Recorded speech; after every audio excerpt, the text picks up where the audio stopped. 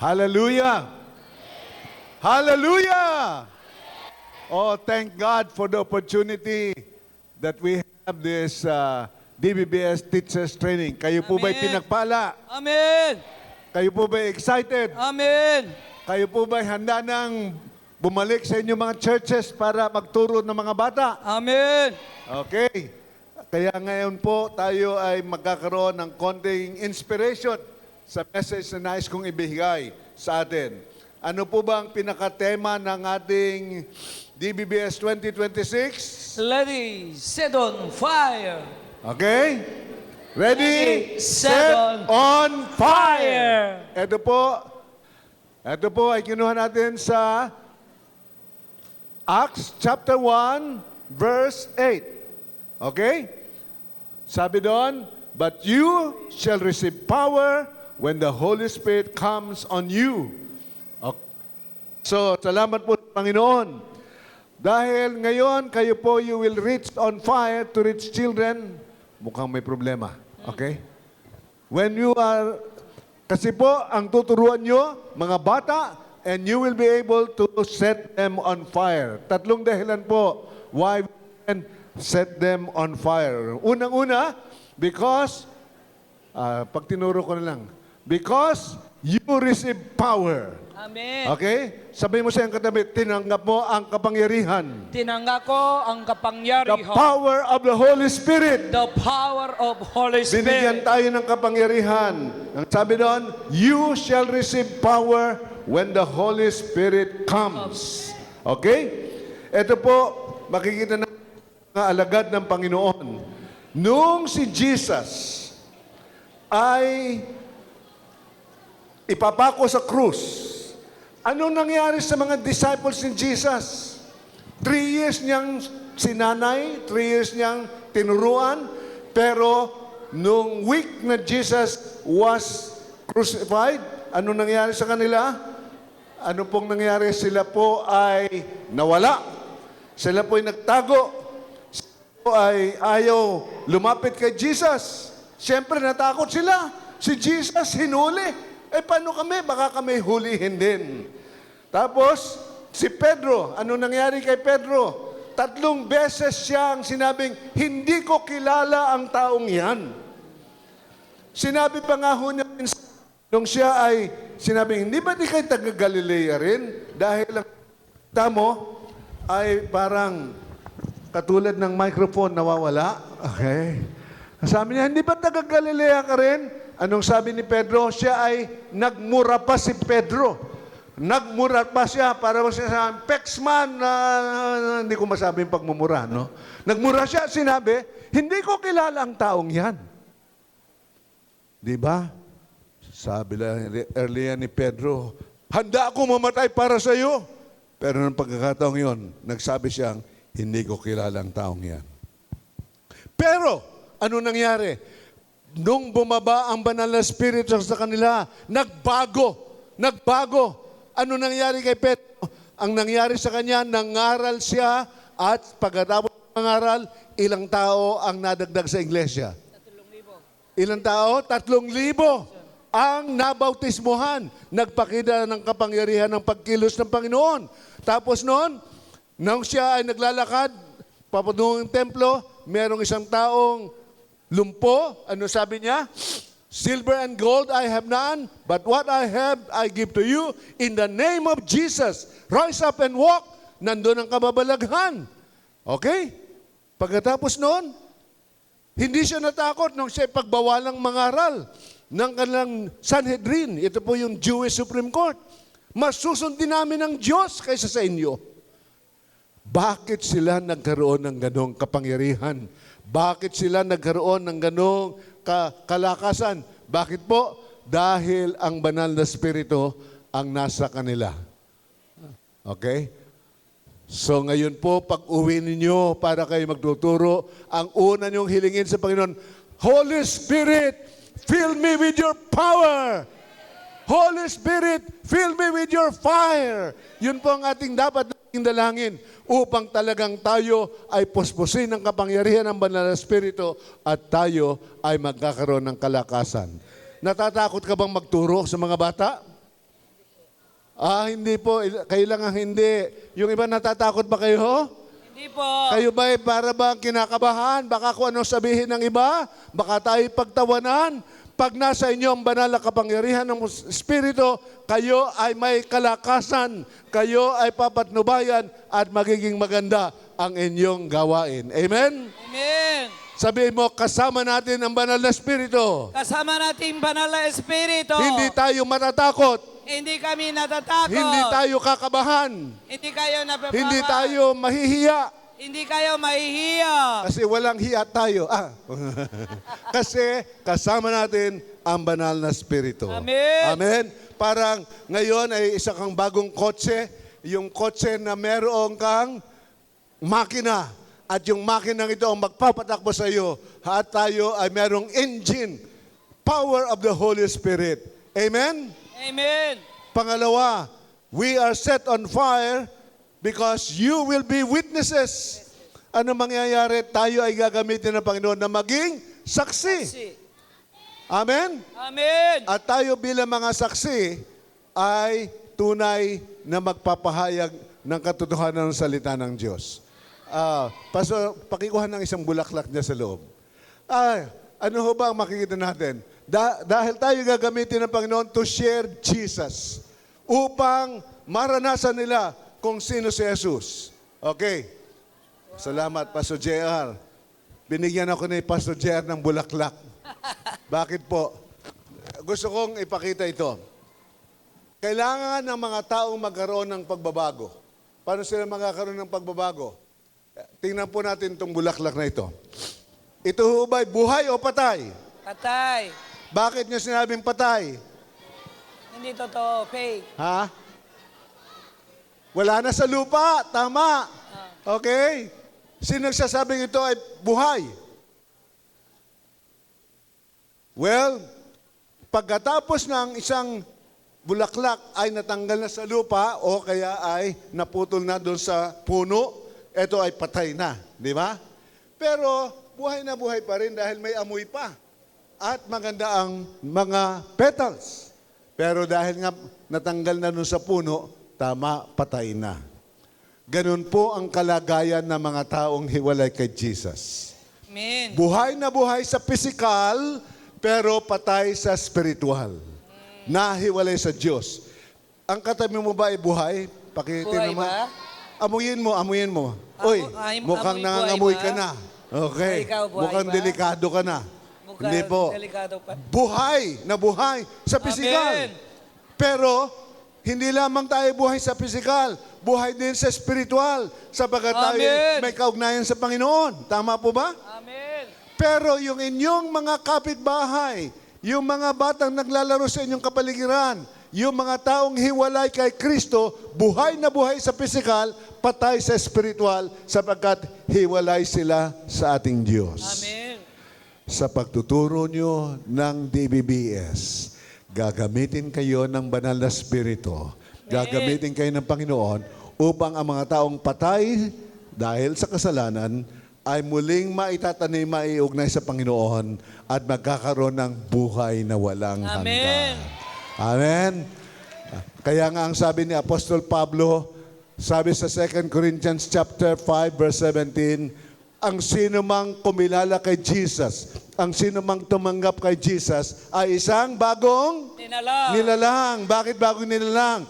Siya ay dating patay sa espiritu, pero ngayon ay isa ng bagong nilalang. buhay, bagong nilalang, nagkaroon ng kaugnayan. Para bang muling nabalik sa Panginoon. Amen? Amen. Sino po sa inyo ang talagang nasa Panginoon na? Amen.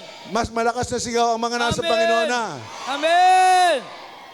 Marami tayo ngayong mga kapitbahay, mga bata, at mga taong nasa paligid natin na hiwalay pa kay Jesus.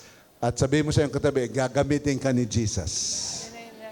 Mas malakas, gagamitin ka ni Lord. Gagamitin lang doon. Kung tayo'y handang paggamit sa Kanya, ang banal na Espiritu magbibigay ng lakas sa atin at tayo'y gagamitin ng banal na Panginoon. Amen? Amen. You will be set on fire not only because you will be filled with the Holy Spirit, you will be witnesses, At pagkatapos noon, witnesses from local to global. Dahil anong magiging maaabot natin? Sabi niya, you will be my witnesses saan? Jerusalem, Judea, Samaria, and hanggang sa katapusan ng buong sanlibutan. So, kung makikita natin, start tayo from local, Jerusalem, palaki ng palaki ang atin pong maaabot. Okay?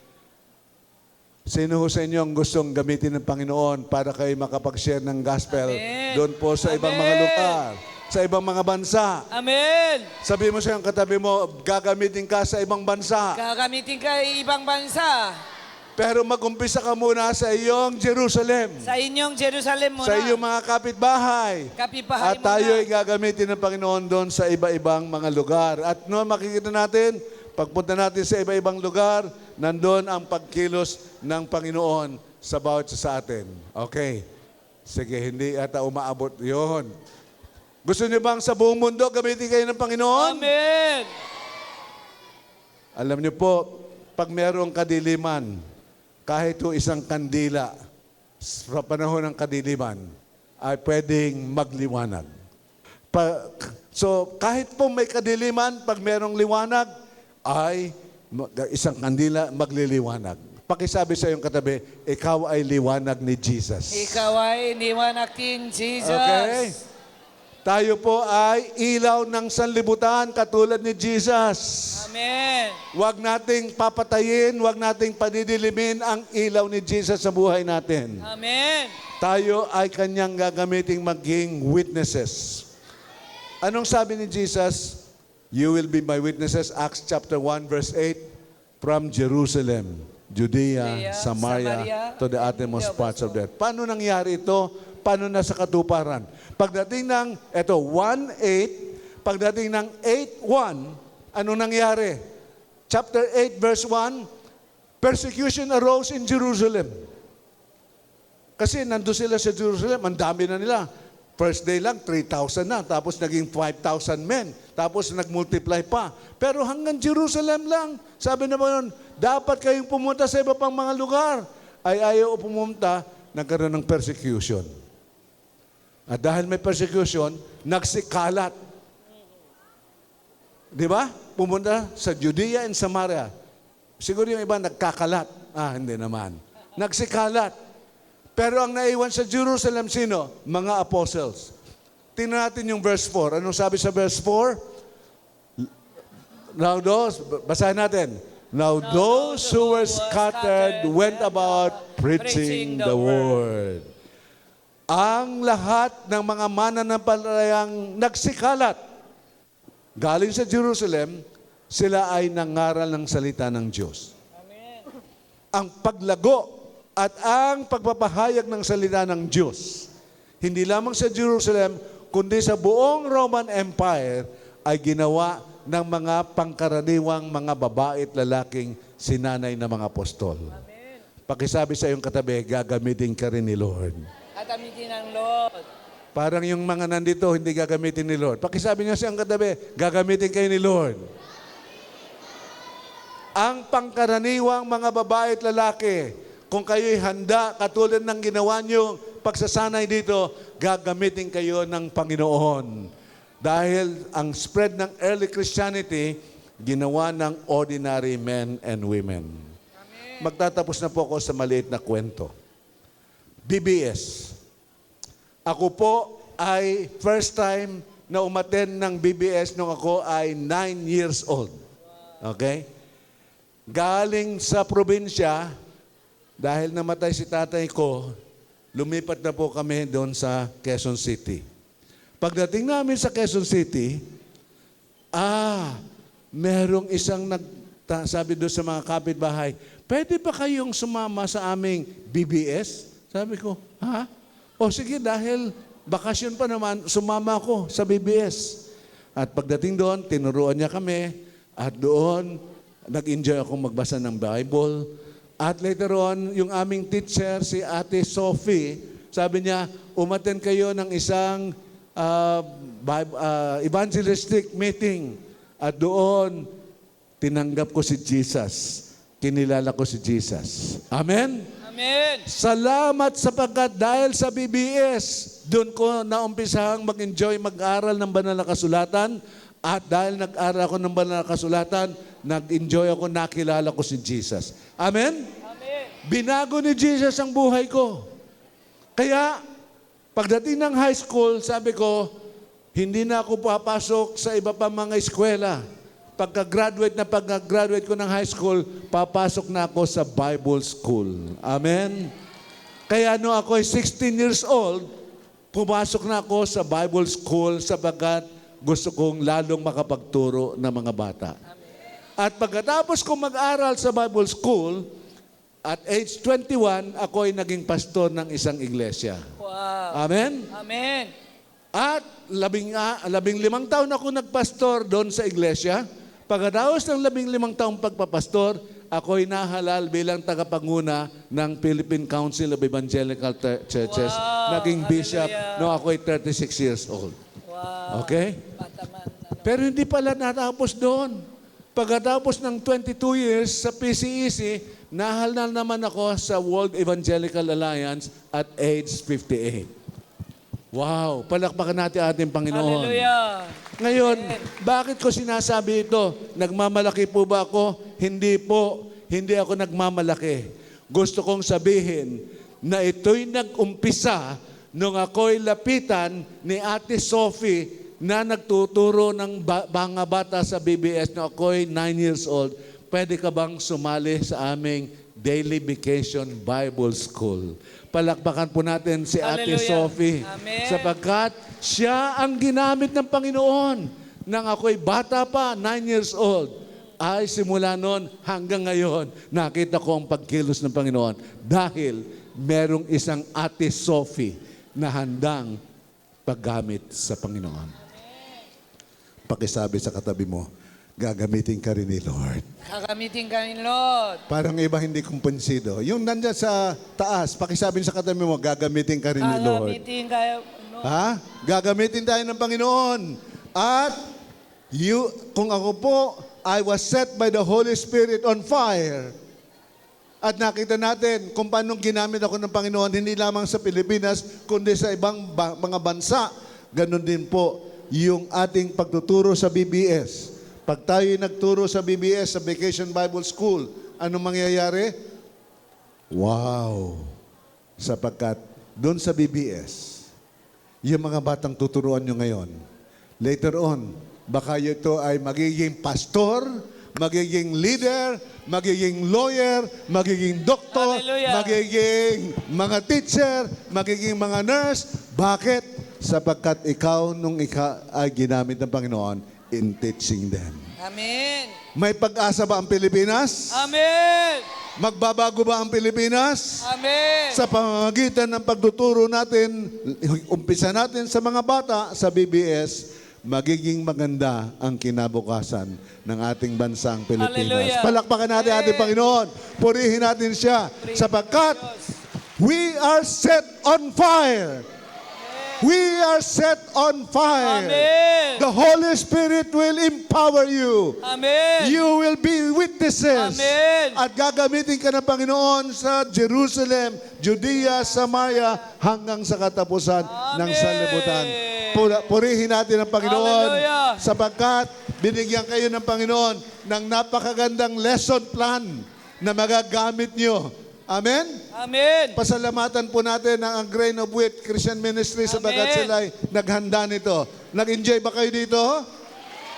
Magagamit ba natin to?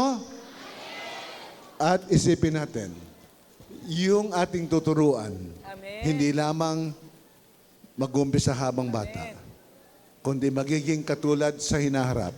Baka nga later on, yung ating tinuruan ay maging presidente pa ng Pilipinas. Amen. At maging mga senador. Amen. At maging mga doktor.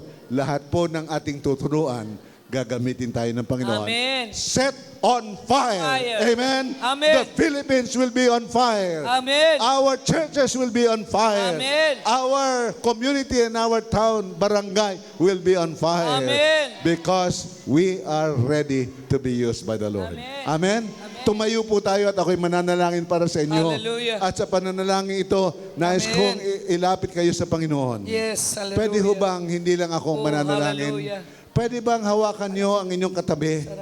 Ipatong nyo ang inyong kamay sa inyong katabi. At ipanalangin nyo ang inyong katabi. Sabihin, you will receive power. The fire of the Holy Spirit will be upon you. Sige po, ipanalangin nyo ang bawat isa na talagang gamitin tayo ng Panginoon. Hallelujah. Sapagkat mga batang Oh, ating raba, tuturuan raba, ngayon, raba. ang mga leaders sa kinabukasan, Hallelujah. ang mga batang tuturuan natin ngayon, ang gagamitin ng Diyos sa hinaharap.